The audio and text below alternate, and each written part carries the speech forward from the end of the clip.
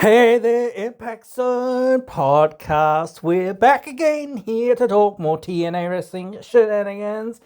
And I want to talk about the incident between Mike Santana and Steve Maclin, where Maclin got knocked out. Basically, I want to reiterate this idea that people have kind of poo-pooed this idea in wrestling of late, although I have seen a few things here and there where that has been sort of pushed to the side a little bit more. I can't remember what show this was. Wasn't MLW, was it? What it was some indie promotion.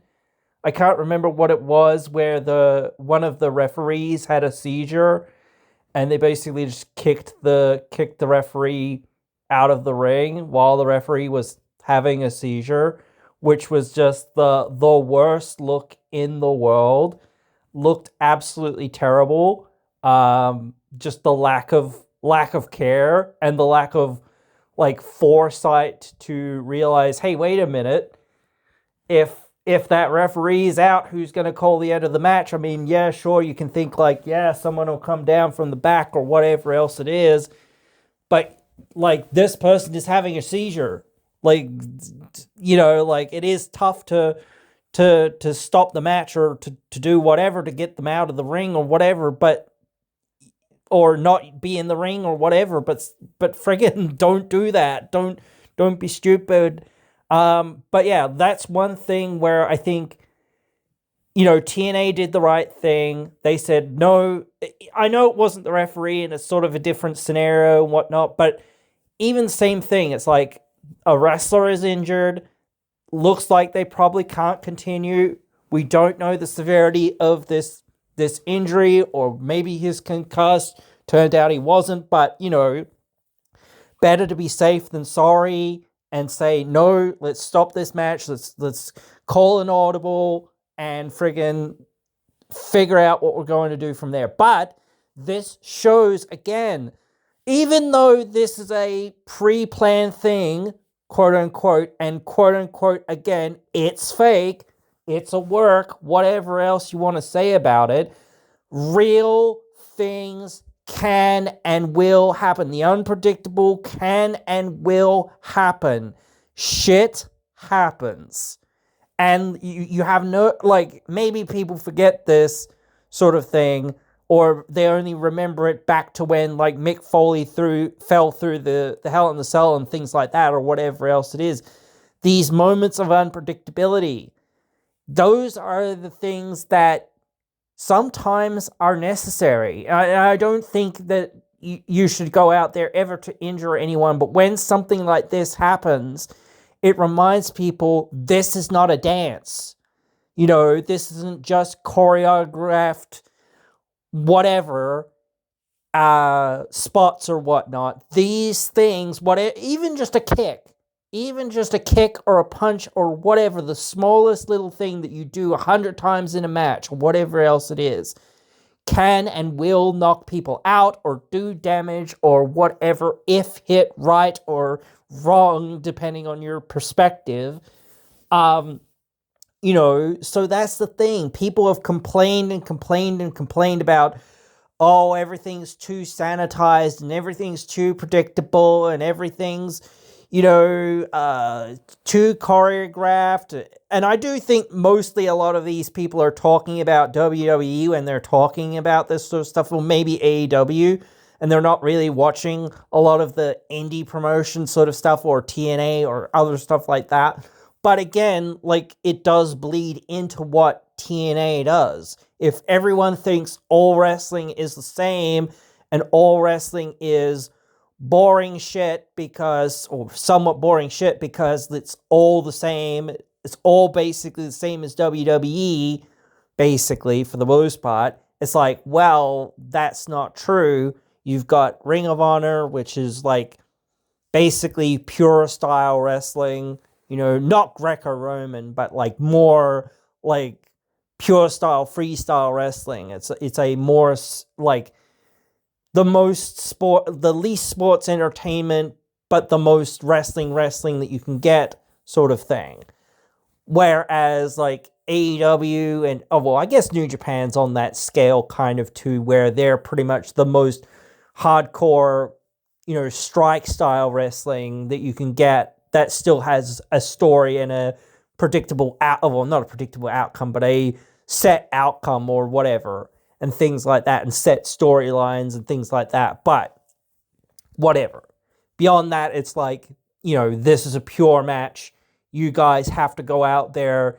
You guys, like you can work with some agents or whatever to help you put together the match or whatever. But for the most part, or whatnot. But yeah, like, and just for the cameramen or whatever else. But, beyond that, you guys have to go out there and actually do it. You actually have to call it in the ring, or you have to know what you're going to do beforehand or whatever else it is, and do it. Not just, we're going to tell, this is your handbook, this is what you're going to do, this is what you're going to say, this is when you're going to breathe, this is when you're going to blink. You know what I mean? And if you don't breathe here, and you don't breathe there, and you don't blink here, and all of these sorts of things in WWE, I don't think it's that extreme, but it's extremely, extremely scripted and extremely micromanaged. And I think the lack of freedom in WWE causes a lot of these issues where people tend to say that the wrestling has gotten dull and boring and predictable. There's no fight in it anymore. It's just a choreographed sort of ballet or whatever else it is. It's not meant to be like that. It is meant to be, like, you are meant to have different styles for different fights. The guys who are, quote unquote, their cruiserweights, or the X Division guys, the high flying guys, they should be a special thing. Everyone shouldn't just be an X Division guy all the time, you know what I mean? If you're going to bust out a moonsault and you're 600 pounds, yeah, that's got to be different than the guy who's, 120 pounds or whatever the heck it is. I don't know American weights, whatever, sorry. But you know what I mean? If you're a lightweight and you're going to be doing all these moves pretty much all the time. So it's going to be standard fare for you to be doing those sorts of moves for the most part. But when somebody's like 500 pounds, 400 pounds, whatever, 300 pounds, whatever, does something like that, it's like Keith Lee did, like, I don't think he was like 300 pounds, 200 something, whatever pounds, whatever it was. I don't know. But still, like, it was like people were amazed. Like, same with Samoa Joe, like, he was doing all that stuff. I can't remember whether he was closer to 300 or what, but still, like, again, you're talking about guys that can do things athletically that, and you might say, hey, that doesn't make any sense for a big man to do this. Well, that's not really the point sometimes. The point of this division is to be about no limits and about guys doing the impossible or seemingly doing the impossible. Not just being a stone wall like traditionally. Like, you could still be a stone wall and then hit somebody with a moonsault. You know what I mean? Especially if it's your signature or your finish or part of the finish or whatever else it is or whatnot. Things like that. I think those are still things that, can and do add to the context of these things. And I do understand, like, I think the suicide dive, honestly, sometimes, like, I agree with what they're saying sometimes, is overused. Because it should be, like, maybe you can get one early on in the match or whatever else it is. Like, not to say that you can't get them, but to say that you're getting 3 or 4 suicide dives in a match, that's crazy, dude. You know what I mean? Like, a suicide dive, it's kind of in the name, dude. You know what I mean? Like, it's meant to be, like, do or die. You know what I mean?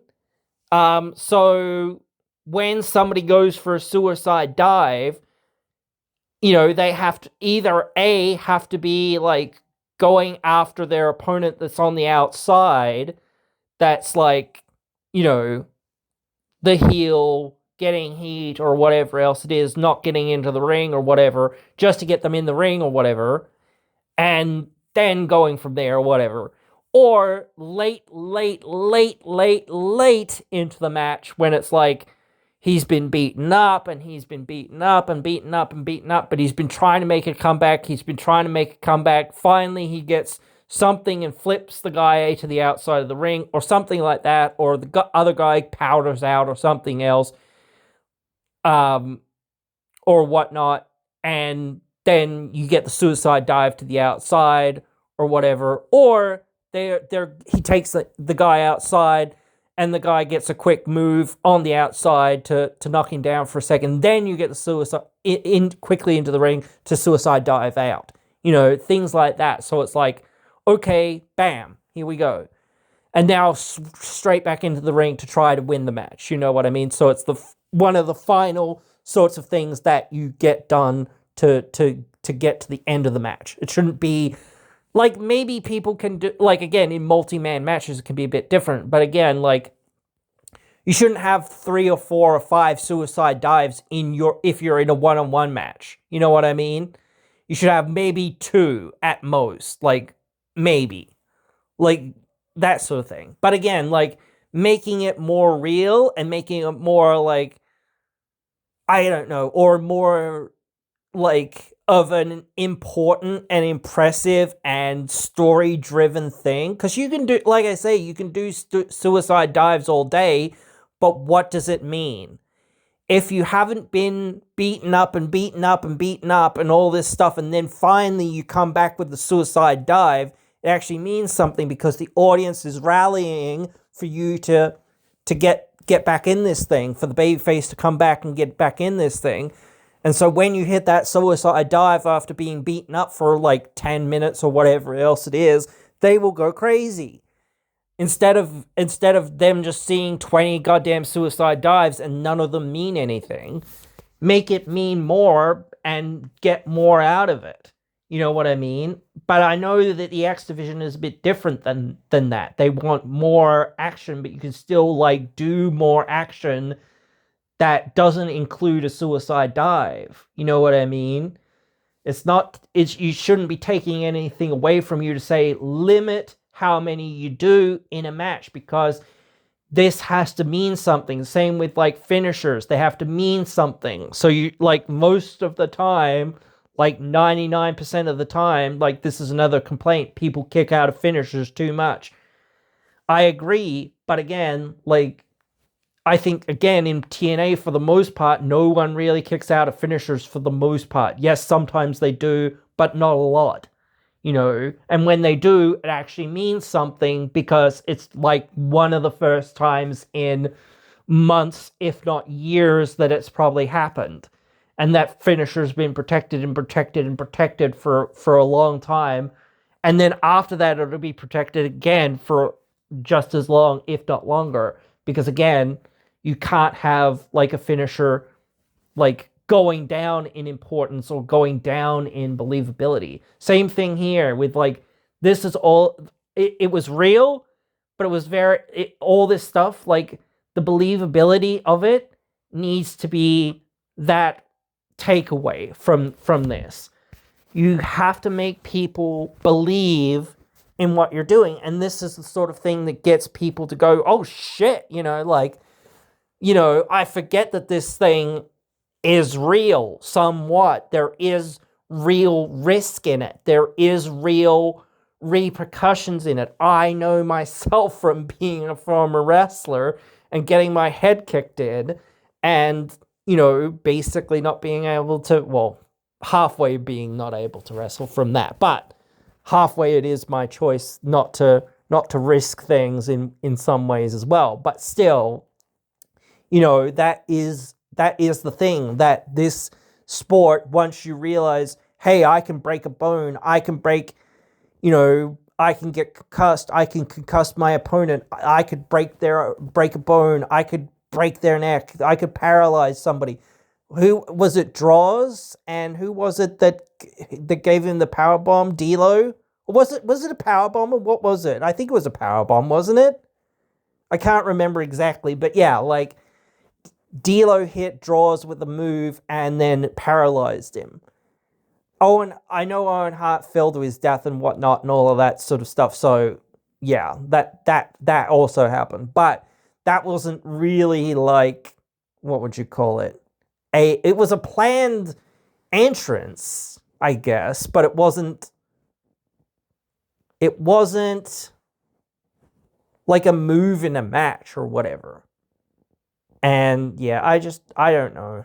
I really don't know. But yeah, this sort of thing, they need, like, I saw some people praising what they were doing or what they did, and they absolutely deserve praise for that, and whatnot, for taking action and trying to make the best of a bad situation after that incident. But again, it goes to show you, like, this is not just a fake thing. Shit happens sometimes. Then you've got to do things on the fly to try to, no, recoup your losses, but like recoup your losses to try to get to the point of saying, oh shit, what are we going to do now?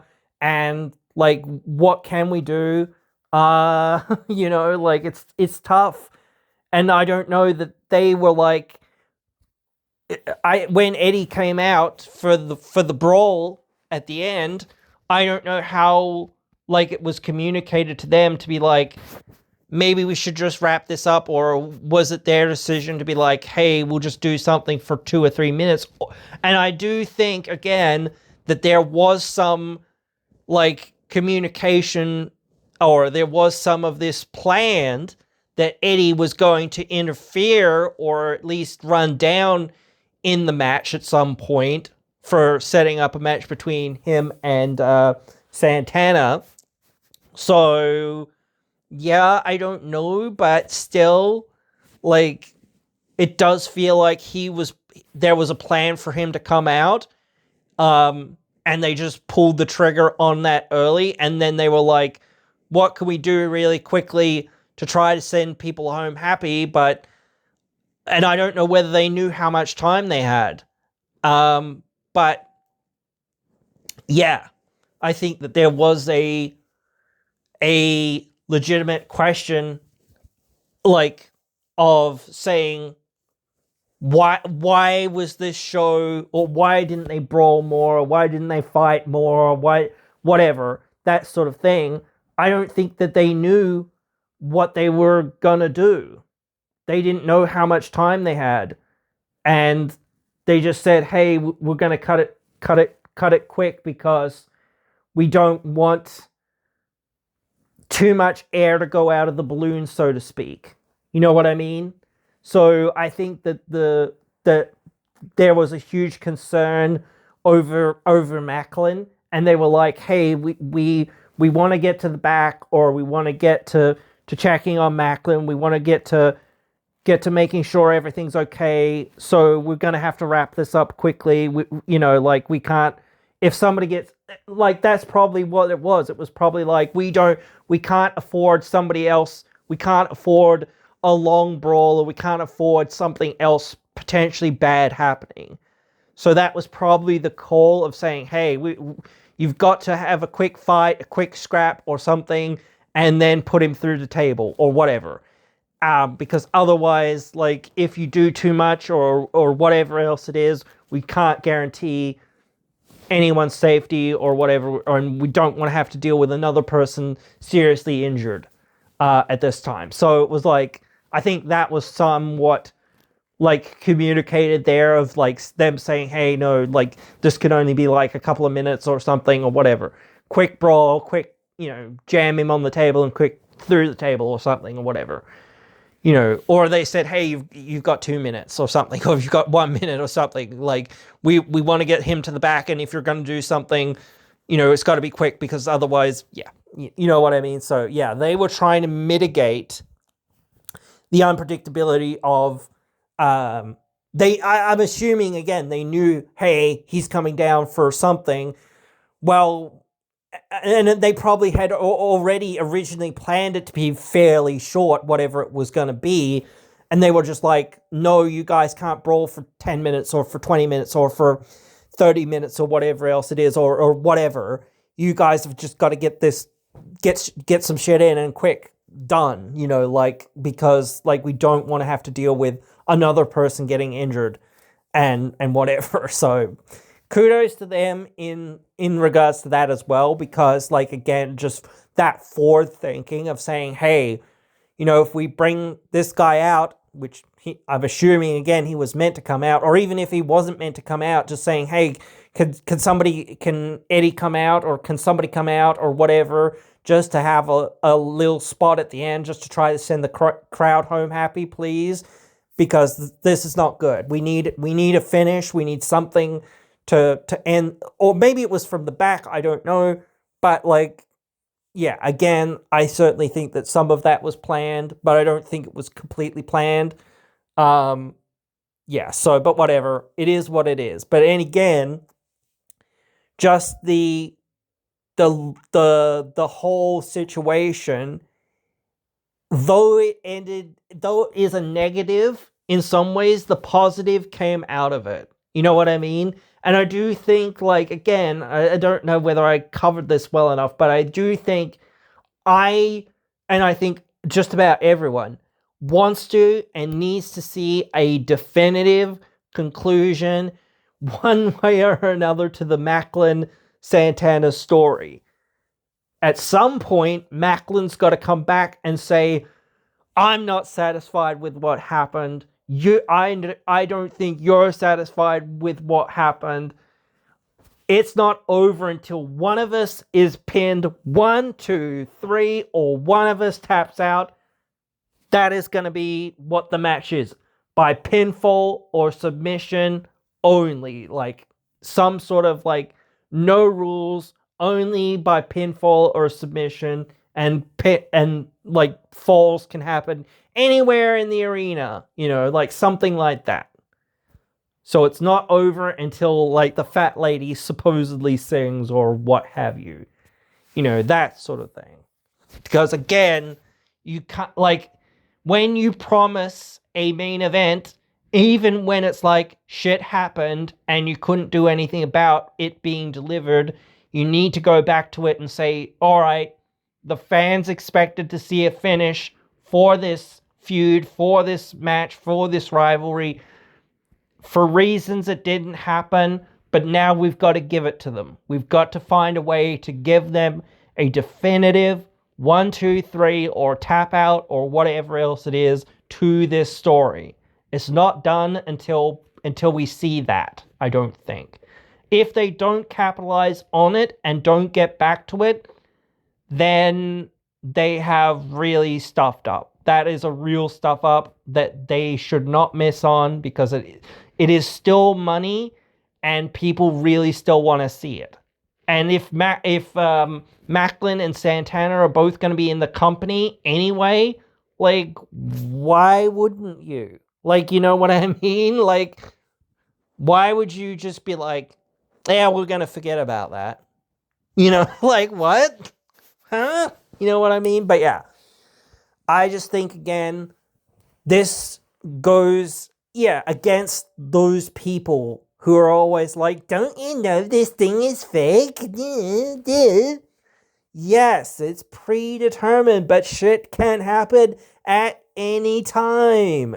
You don't realize the risks and things that are involved, the amount of training and fucking stuff that these guys have to go through to fucking do this fucking sport. You've got to be in the gym. You've got to be fit. You've got to fucking diet right. You've got to fucking, travel from city to city to city, from state to state, from coast to coast with taters and toast.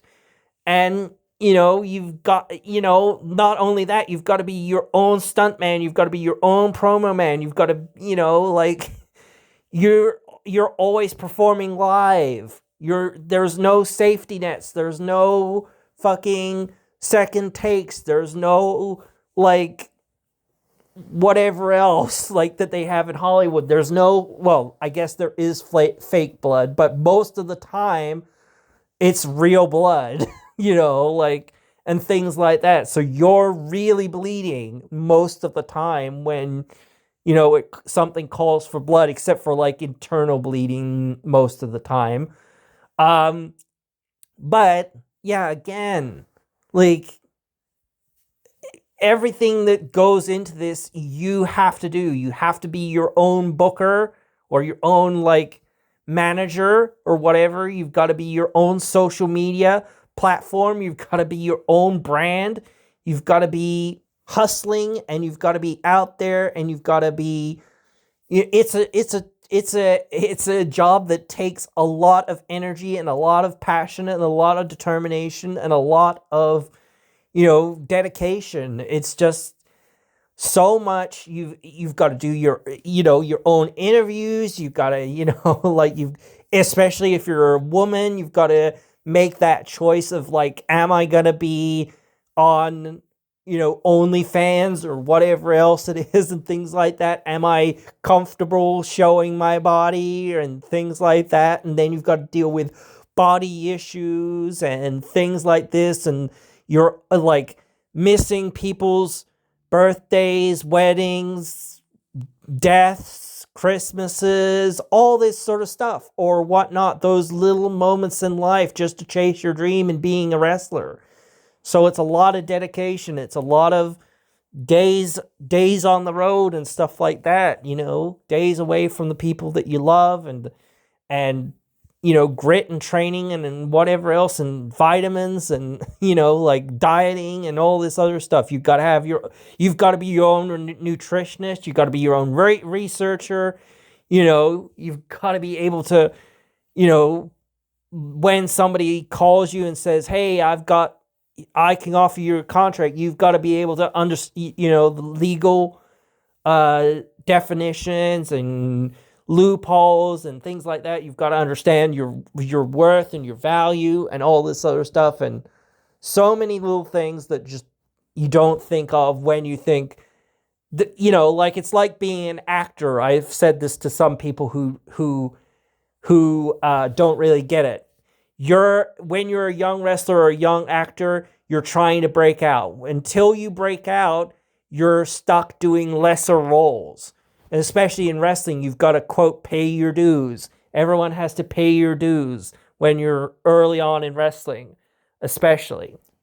And you get in there and you have to set the ring up, and you have to set the chairs up, set the ring up, set like the ringside area up, set the announce table up, set like everything up, that sort of stuff. Those are the sorts of things, and carry other people's bags or whatever else it is, or yes sir, no sir, 3 bags full sir, sort of stuff,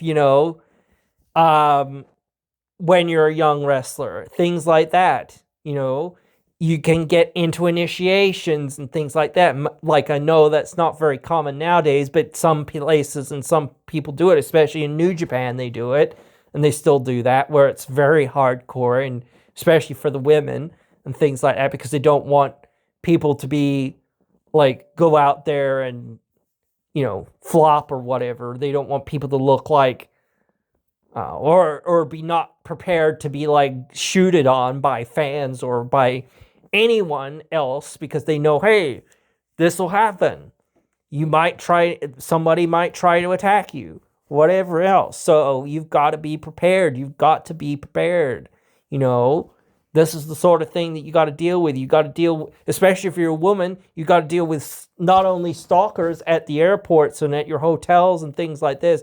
Same on social media. All these creepy posts that you'll get from creepy wrestling fans and things like that and all that sort of stuff. So it's like, yeah, you will get that sort of stuff out there, because again, you're basically wrestling in a bikini or whatever else it is, which is fairly exposing.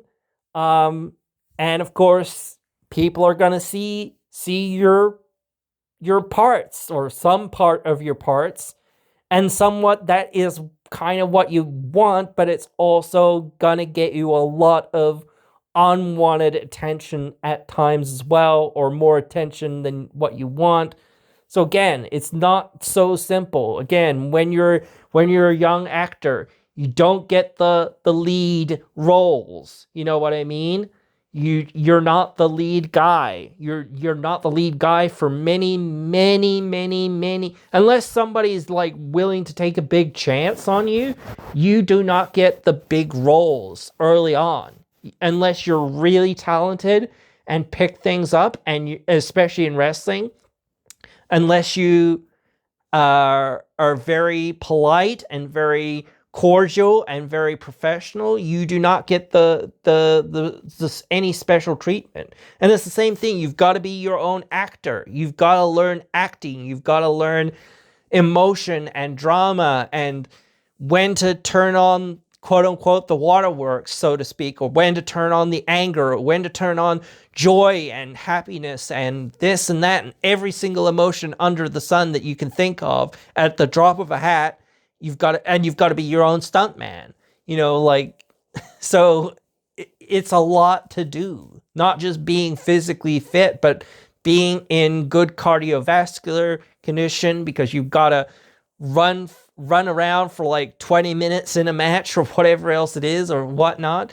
Even like a 5-minute stretch of a sequence can be incredibly daunting to people who have done a lot of cardio, because that's the main thing that you need. Like you need cardio to do a lot of this stuff.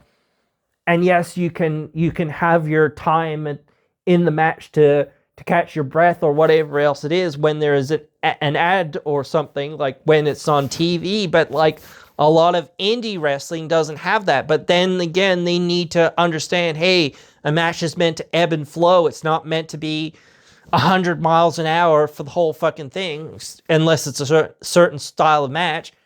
But even if you have that certain style of match, then you've got to follow that up with a match that has a different ebb and flow. You can't just have a match that's 100 miles an hour, then another match that's 100 miles an hour. Maybe you can, but like you need to eventually be like, okay, let's slow things down. Let's do something else, because otherwise, like, again, if you have all these matches that are 100 miles an hour matches and 20 minutes long, it's like the crowd will get tired.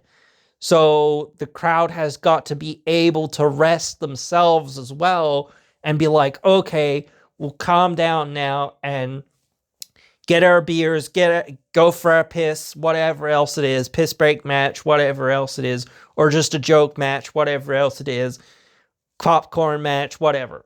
And then, okay, cool, we've come back, calm down, cooled down a little bit, but we're still hyped, we're still ready for some more wrestling and for the main event, and here we go, But yeah, that is what I wanted to come on and talk about, that sort of stuff, because I see too much of that stuff out there where it's like, oh, it's so fake, whatever. Bro, no, it's not. You just don't understand the difference between predetermined and fake, and you don't understand that, shit can fucking happen. And all the things that go into this thing that make it possible. Not only the wrestlers, but the referees, the ring crew, the fucking announcers, the fucking camera guys, the sound guys, the editors, especially when it's a live show or when it's a show that you see on TV. Maybe not for like indie promotions, but yeah, for those shows that are on TV, hey, they've got to have an editor. They've got to have sponsorship. And that's why they have ads, because they've got to fucking pay for everything. And people say, oh, I don't like the ads or whatever. But that's how this show gets paid for, So you've got to put up with that sometimes. So, but yeah, anyway.